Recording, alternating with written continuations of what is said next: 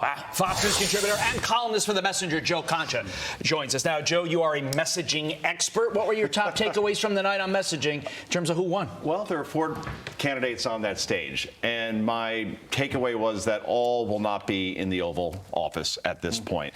I thought that Vivek Ramaswamy went out of his way to criticize Donald Trump, perhaps because he wants to be in his administration one day. To criticize him?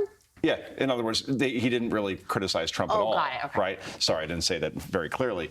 The biting soundbite of the night was Vivek Ramaswamy telling Chris Christie to go have a nice meal and get off the stage, right? These are things that play well on social media. I'm not sure it helps either candidate anyway. NBC did a straw poll of voters in Georgia. That's a key swing state.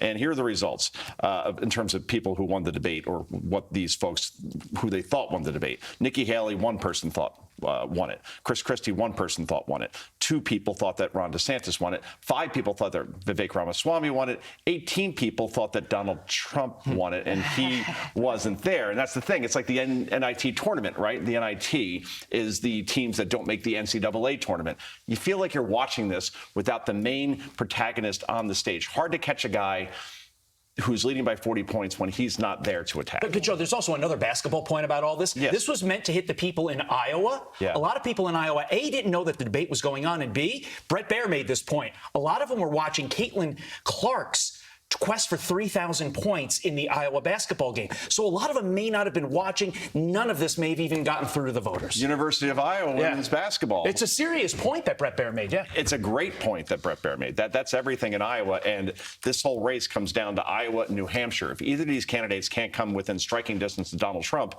he gets the nomination. Yeah, and it is true that a lot of moments felt tailor-made for social media, like when Vivek Ramaswamy held up a sign that said Nikki equals corrupt. Yeah. You know that moment's going to go viral on Twitter.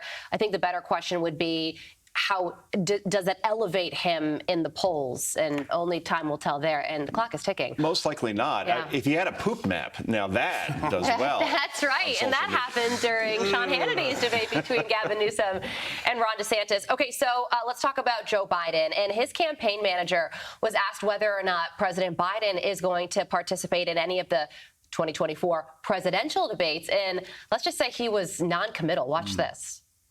At the end of the day, we're focused on building a campaign. We'll have those conversations, but right now, our focus is on making sure we continue to build out a campaign and infrastructure that's going to be able to be competitive in 2024. So that's a no. You have not committed. No, I said that the campaign is going to take a look at the schedule and we can have those conversations. But as of right now, our focus remains on building out a campaign and infrastructure.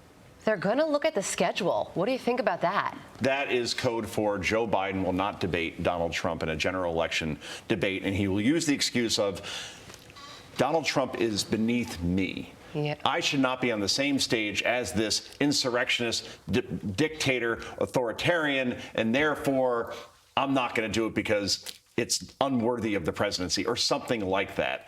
Obviously, they're really doing it because no teleprompter, Joe Biden, clean up on aisle 5, 17, 24, doesn't matter. They will keep Joe Biden away from the public stage as much as possible, especially in a debate, and this is a preview of that. Need a quick answer on this final topic. College Board revising its AP African American Studies course for high school students to include a lesson on Colin Kaepernick kneeling. Thoughts? I'd rather we see more teachings in schools, less of Colin Kaepernick and kneeling, and more of Martin Luther King, who said, do not judge somebody by the color of their skin, but by the content of their character. More Martin Luther King, less Colin Kaepernick. What has he done to improve the lives of African Americans in general by saying we need to defund the police? Clearly a stance that's been rejected even by Democrats. It ignores the amazing accomplishments by so many African Americans. That's right. Joe Concha, thank you, sir. Thank you, Joe. Thank you. I'm Steve Ducey. I'm Brian Kilmeade. And I'm Ainsley Earhart. And click here to subscribe to the Fox News YouTube page to catch our hottest interviews and most compelling analysis.